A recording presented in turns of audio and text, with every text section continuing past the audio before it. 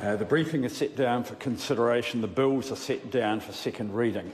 I now have a ruling which I indicated that I would consider at the end of the last Parliament, the last session. In the last sitting period and during the adjournment, members raised with me the application of parliamentary privilege to a range of activities outside the proceedings of the House.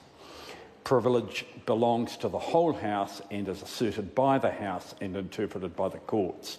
The Speaker does not define the extent of parliamentary privilege. However, it may be useful for me to comment on its application where members raise matters of privilege under Standing Order 402. A significant aspect of privilege is members' freedom of speech as encapsulated by Article 9 of the Bill of Rights 1688, which states that, quote, "The freedom of speech and debates or proceedings in Parliament ought not to be impeached or questioned by any court or place outside of Parliament," end quote.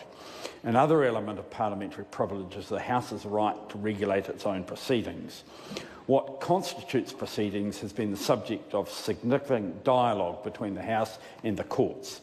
In 2014, the Parliamentary Privilege Act was passed by this House to confirm that parliamentary proceedings are, quote, "all words spoken and acts done in the course of or for the purposes of or incidental to the transacting of the business of the House or a committee," end quote. That's section 10(1).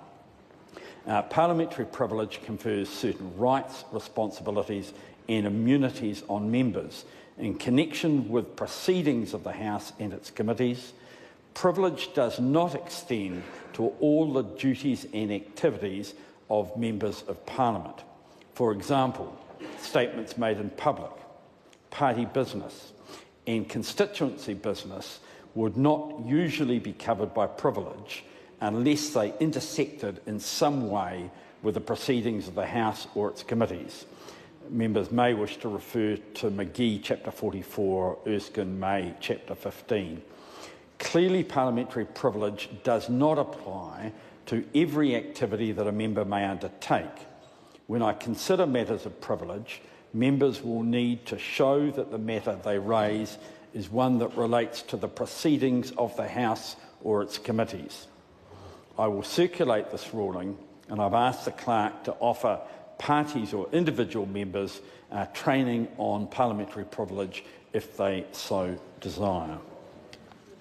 We come now to oral questions. The first question is the name of